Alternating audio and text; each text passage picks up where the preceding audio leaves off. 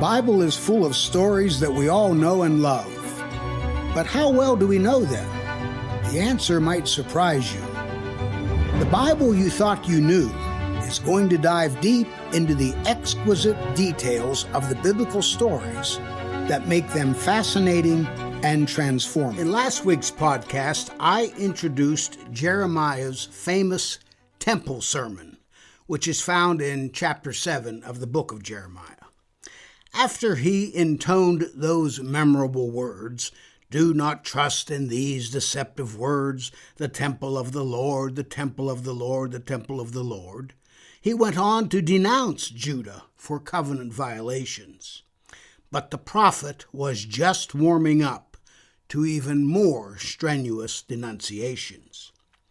Jeremiah contrasts Judah's trust in deceptive words, those that suggest that the God who resides in the Jerusalem temple will protect Judah regardless of behavior, with the community's egregious behavior. The list is depressing. It includes theft, murder, adultery, false testimony, and the worship of Baal and other deities. That's in chapter 7, verses 8 through 9. Jeremiah wants to know how those living in Judah can do such outrageous things and then go to temple to proclaim that, quote, "we are delivered," end of quote. That's in verse 10. Their behavior completely belies their commitment to the covenant that God had made with them. According to Jeremiah, the temple, which was supposed to be a house of worship where God's name was praised, has been converted into a den of robbers. That's in verse 11. You'll hear the reflection of Jesus' statement to that effect in the New Testament. Robbers is simply shorthand for the myriad violations of the covenant that Judah is committing. Jeremiah quotes God, so to speak, when the deity points out that Shiloh, a city that also had a sanctuary where God was supposed to be worshipped, suffered a terrible fate because of its manifold sins. That's in verse 12. Jerusalem and its temple will be no different. God will have no compunction to do to Jerusalem and its temple what God did to Shiloh and its temple, no matter that the temple is called by the divine name and something in which you would normally trust. That's in verses 13 and 14. The people of Judah are risking that God will cast them out, just as God did to Ephraim. Here a reference to the northern kingdom. Judah believed that God punished the northern kingdom, Israel, and saved the southern kingdom, Judah, in perpetuity. God thought differently. At least that was Jeremiah's take. That's in verse 15. At this point, the oracle takes the form of God's speaking to Jeremiah. Basically, God tells Jeremiah not to bother to pray for Judah. No prayers, no intercessions. If you utter them, they will fall on deaf divine ears. That's in verse 16. At this point, God provides details for the idolatry being embraced in Judah. God tells Jeremiah that everyone in the family is involved in this nefarious practice.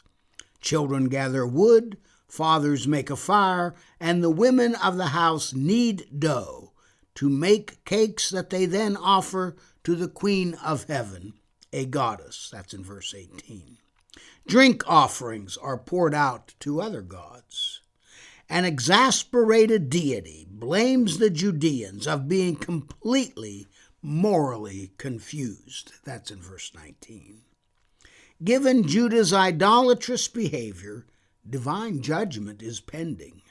God's anger and wrath will be poured out, a word mimicking the offerings to the gods, on people, on beasts, on trees of the field, and fruit of the ground. Once the fire starts, it will not be quenched. That's in verse 20. Put bluntly, God is fit to be tied.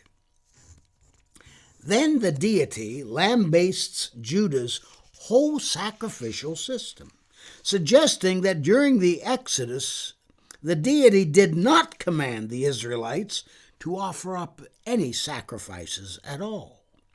A flustered deity tells Judah to, quote, add your burnt offerings to your sacrifices and eat the flesh, end of quote, since this is what Judah has reduced religion to, meaningless ritual devoid of morality. They did not get any such instructions from their God. Instead, the God who brought Israel out of Egypt had commanded them to, quote, obey my voice, and I will be your God, and you shall be my people, and walk in the way that I command you, that it may be well with you. That's in verse 23. But Israel did not obey, just as Judah is not currently obeying. Indeed, Israel went backward instead of forward due to their disobedience. That's in verse 24. Ever since then, God continues speaking through Jeremiah, I sent prophets to make you aware of the divine disposition, but that did not do any good. Currently, as bad as the ancestors had been, Judah has become even worse. That is in verses 25 and 26 of chapter 7. This dystopian oracle is unrelenting. God tells Jeremiah that he is wasting his breath. No matter what Jeremiah says, the people will not listen. No matter how urgently you call, you will get no answer. Jeremiah will be reduced to saying that Judah has now become the nation that did not obey God's voice, did not accept discipline, and, in an awful metaphor, has cut off truth from their lips. That's in verses 27 through 28. The people will need to configure new forms of lamentation, like cutting off their hair and throwing it away, in light of the fact that the Lord has rejected and forsaken the, quote, the generation of his wrath, end of quote. That's in verse 29. We are talking here about Judah and Jerusalem and the Davidic dynasty. This is bad news. God has even more to say in this stunning oracle. Judah has done these idolatrous abominations in the temple, which is called by God's name. That's in verse 30. Judah has even practiced human sacrifice, using their own sons and daughters as sacrificial victims. They did this at the high places of Topheth. High places, you need to know, typically are references to pagan sanctuaries. They certainly got no diabolical command like that from their God. The area around Topheth will soon be called the Valley of Slaughter. This place will become a mass graveyard. There will be too many corpses to bury elsewhere. All these dead bodies will be ravaged by scavenging birds and beasts. That's in verse 33. No one will be able to scare the scavengers away. It is painful even to imagine this god-awful scene.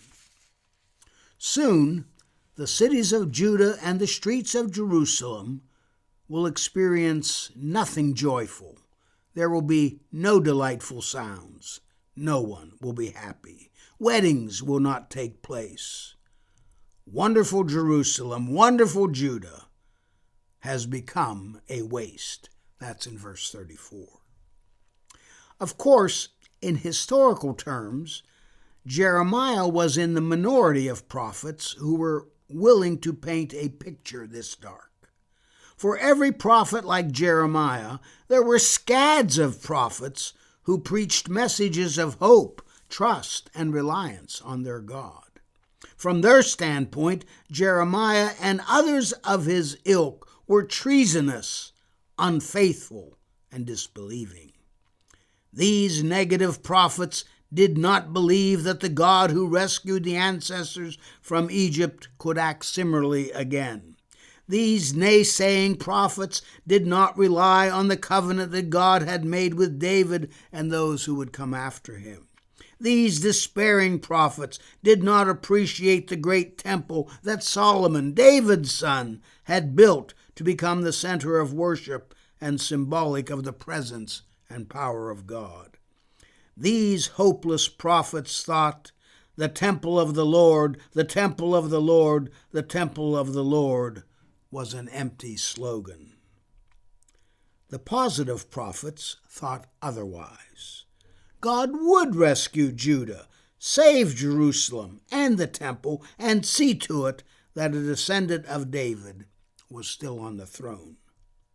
Of course, when the community determined what material would make up Scripture, Jeremiah got in, and the so-called positive prophets did not make the cut. It turns out that Jeremiah was right. What he said could not have been less popular. At the same time, he could not have been more correct.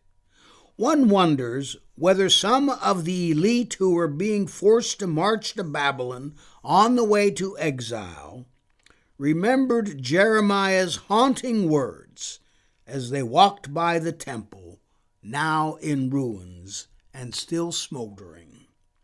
Do not trust in these deceptive words, the temple of the Lord, the temple of the Lord, the temple of the Lord. Please go to my website, faspina.com. You'll enjoy the way it's being reconstructed as we speak. All of my earlier podcasts will be there. You can always go there to re-listen to one. So I want you to go there, and also let me know what your email is so that I can contact you when the time is ripe, and that time is coming within the next few months.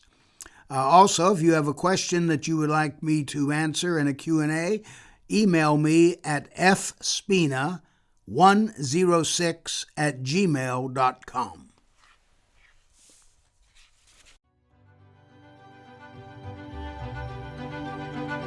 I want to thank you so very much for listening to The Bible You Thought You Knew. I have a question for you. Do you have a question or topic that you'd like me to cover on the podcast? If so, all you need to do is head over to Apple Podcasts and do two simple things. One, leave a rating and review telling me what you think of the podcast. Two, in that review, ask anything you want related to the Bible. That's all you have to do. Then, listen in to hear your question answered on a future episode.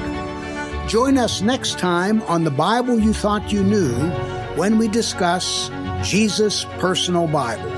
God bless.